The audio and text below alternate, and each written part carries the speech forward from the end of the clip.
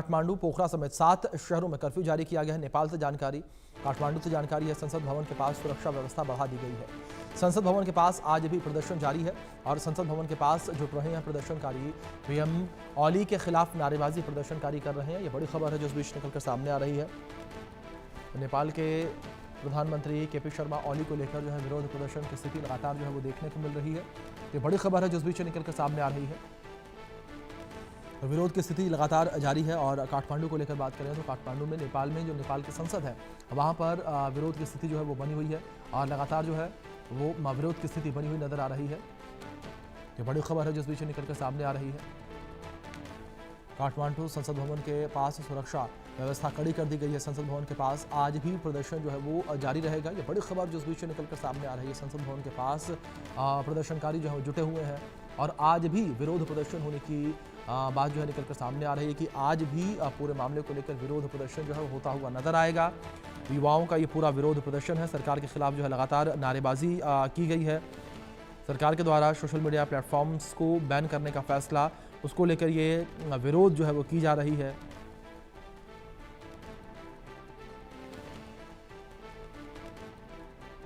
बड़ी खबर है जो इस बीच सामने आ रही है। संसद भवन के पास प्रदर्शनकारी जुटे हुए हैं तो लगातार युवाओं के द्वारा विरोध प्रदर्शन किया जा रहा है और एक आंकड़े के अनुसार ये कहा जा रहा है कि 18 साल से लेकर 28 साल तक के जो युवा हैं वो इस विरोध प्रदर्शन में शामिल हैं। सबसे बड़ी संख्या में युवाओं की मौजूदगी इस पूरे विरोध प्रदर्शन में है। ये बड़ी खबर जो इस बीच निकलकर सामने आ रही है। बड़ी अपडेट है जो इस बीच सामने आ रही है। सोशल मीडिया से बैन को लेकर ये पूरा विरोध प्रदर्शन है और अब नेपाल में स्थितियां जो है वो काफ़ी ही ज़्यादा विपरीत होती हुई नज़र आ रही हैं। लगातार विरोध की स्थिति जो है वो बनती हुई नज़र आ रही है। तो विरोध जो है लगातार युवाओं के द्वारा जारी है। केपी शर्मा ओली को लेकर विरोध जताया जा रहा है। ये बड़ी खबर जो सामने आ रही है। सोशल मीडिया प्लेटफॉर्म्स पर बैन को लेकर ये विरोध की स्थिति लगातार जारी है। लगातार पूरे मामले को लेकर विरोध होता हुआ नजर आ रहा है। ये बड़ी खबर है जो सामने आ रही है और विरोध की स्थिति जो है वो लगातार जारी है। जिस तरीके से नेपाल में सोशल मीडिया प्लेटफॉर्म्स पर बैन लगाया गया था, इस बैन को लेकर ये पूरा विरोध देखने को मिला और इस विरोध प्रदर्शन में कई युवाओं की मौत की खबर सामने आई। कई की मौत हो गई और करीब 400 से ज़्यादा लोग जो हैं जो प्रदर्शनकारी थे वो इसमें घायल बताए जा रहे हैं। ये बड़ी खबर है जो सामने आई है और अभी भी विरोध की स्थिति लगातार देखने को मिल रही है। विरोध अभी भी लगातार जारी है।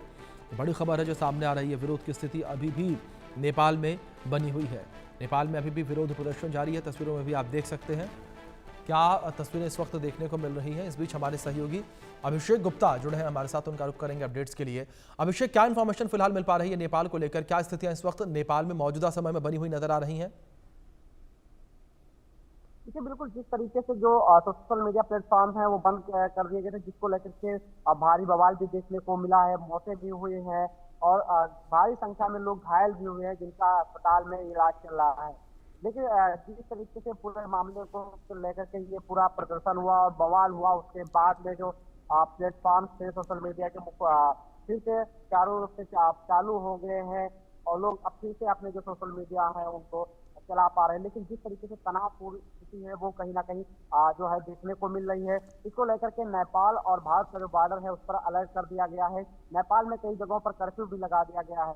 तो इसको लेकर के जो भारत सरकार की पुलिस है वह भी नेपाल बॉर्डरों पर अलर्ट मोड पे रखी गई है और लगातार जो अफसर हैं वो पल पल की अपडेट भी ले रहे हैं। और जिस तरीके से नेपाल और भारत का रिश्ता भी है, रोटी बेटी का भी रिश्ता है, काफी लोग व्यापार भी करते हैं, तो इस तरीके से जो रिश्ता है और व्यापार है से जुड़ा हुआ है भारत और नेपाल का रिश्ता, तो उसको लेकर के जो बॉर्डर है वो अलर्ट मोड पे हैं और जो आने वाली जांच जो उनके आधार कार्ड भी देखे जा रहे हैं, अन्य प्रकार की जो आईडिया है वो देखी जा रही है और वाहनों की अपनी गहनता से जांच की जा रही है।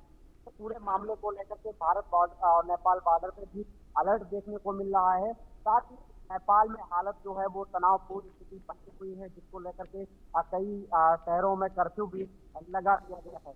वही जब ये सोशल मीडिया प्लेटफॉर्म जब बंद किए गए तो इसके पक्ष में भारी संख्या में युवा नेपाल में उतर करके विरोध प्रदर्शन कर रहे हैं। जिस तरीके से एक के बाद एक तस्वीरें भी सामने आ रही है और देखने को मिल रही है, किस तरीके से विरोध प्रदर्शन लोग कर रहे हैं और अपनी मांग रख रहे हैं। जी अभिषेक, जिस तरीके से लगातार आप ये जानकारियां दे रहे हैं, विपरीत स्थिति जो है इस वक्त नेपाल में बनी हुई नजर आ रही है, लेकिन दूसरी अगर नेपाल सरकार को लेकर बात करें, नेपाल सरकार किस तरीके से रिएक्ट कर रही है अब?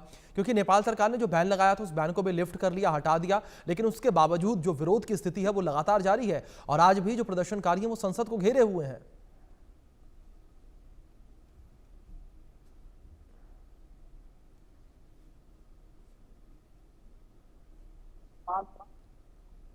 कि इन्हीं प्लेटफॉर्म पे तो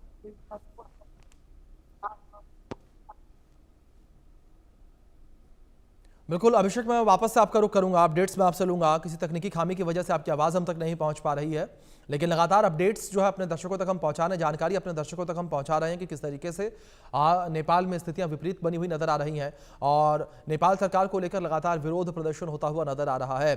जेनजी विरोध प्रदर्शन है ये और युवाओं के द्वारा लगातार ये विरोध प्रदर्शन किया जा रहा है। फेसबुक बैन सबसे बड़ा मुद्दा जिसको लेकर ये विरोध प्रदर्शन की स्थिति बनी हुई नजर आ रही है, लेकिन फेसबुक समेत कुल 26 सोशल मीडिया प्लेटफॉर्म्स हैं जिन्हें नेपाल में बैन किया गया और नेपाली सरकार के द्वारा ये हवाला दिया गया कि रजिस्ट्रेशन की जो तारीख थी, रजिस्ट्रेशन जो है वो इन एप्लीकेशंस के द्वारा नेपाल में नहीं करवाया गया और इस वजह से जो है इसे बैन किया जा रहा है।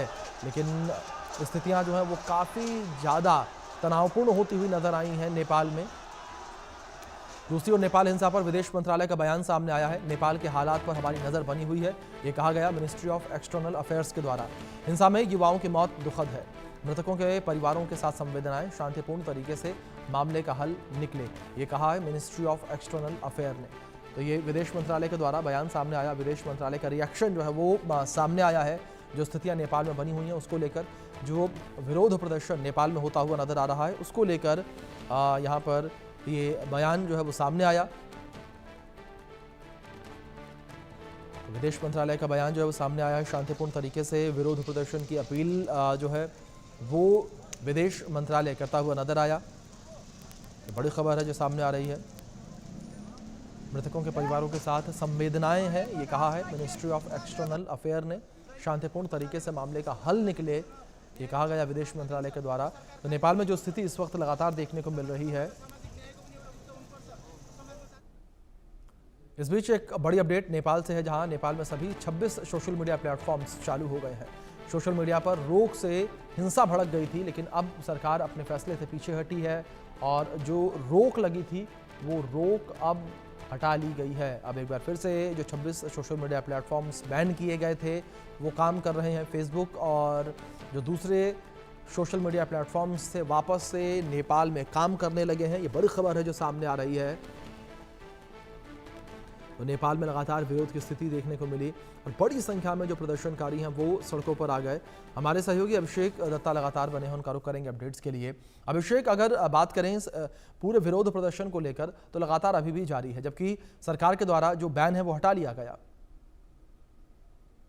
देखिए, बिल्कुल हम अपने दर्शकों को बता दें कि जिस तरीके से जो 26 सोशल मीडिया प्लेटफॉर्म के ऊपर बैन लगा दिया गया था उनको पूरी तरीके से चालू कर दिया गया, फिर से वो सोशल मीडिया अकाउंट जो है वो चलने लगे हैं। लेकिन अभी जो हालात है वो तनावपूर्ण बने हुए हैं नेपाल में, और साथ ही जो नेपाल और भारत की अगर बॉर्डर की बात की जाए तो वहाँ पर भी अलर्ट घोषित कर दिया गया है। अलर्ट मोड पे पुलिस है, चाहे वो नेपाल की पुलिस हो या भारत की पुलिस हो।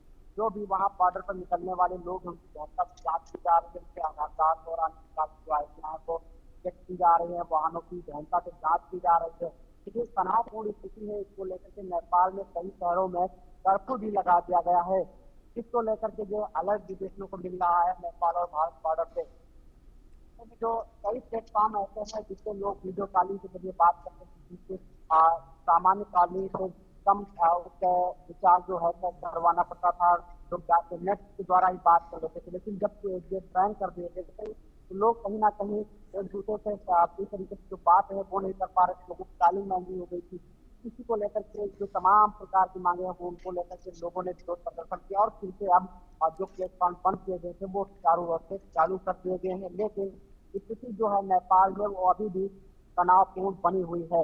अब लगातार जो प्रदर्शन है वो देखने को मिल रहा है। हालांकि अब ये कब प्रदर्शन थमेगा ये जरूर देखने वाली बात होगी, लेकिन एक के बाद एक जो तस्वीरें आ रही हैं वो अपने आप में बयां कर रही हैं किस तरीके से हालात जो है नेपाल में वो देखते जा रहे हैं। तनावपूर्ण स्थिति जो है वो लगातार बनी हुई है। हालांकि जो इसका गृह मंत्री है उन्होंने अपना इस्तीफा भी दे दिया था और उसके बाद में आज गृह मंत्री का भी बयान सामने आया है कि जो भी अकाउंट बंद किए गए थे सोशल मीडिया वो अब चारों ओर से चालू कर दिए गए हैं। इसके पक्ष में अब सरकार भी होती हुई नजर आ रही है। तो कहीं ना कहीं ये बड़ी अपडेट हम अपने दर्शकों को बता रहे हैं कि जिस तरीके से सोशल मीडिया अकाउंट बंद किए गए थे वो चारों रूप से चालू हो गए हैं। लेकिन अब विरोध प्रदर्शन जो चल रहा है वो कब थमेगा, जो कर्फ्यू लगाया गया वो कब हटाया जाएगा, ये तो आने वाला वक्त ही बताएगा। लेकिन जिस तरीके से तनावपूर्ण स्थिति बनी हुई है उसको देखते हुए बॉर्डरों पर भी अलर्ट घोषित कर दिया गया है और संघ चेकिंग अभियान जो है वो चलाया जा रहा है। जो अफसर है वो भी लगातार पल पल की अपडेट है वो ले रहे हैं बॉर्डरों से। जी अभिषेक, आप दूसरी ओर जो नेपाली सरकार है वो किस तरीके से रिएक्ट कर रही है, क्योंकि अगर नेपाल में लेकर बात करें तो सरकार में भी अस्थिरता देखने को मिल रही है।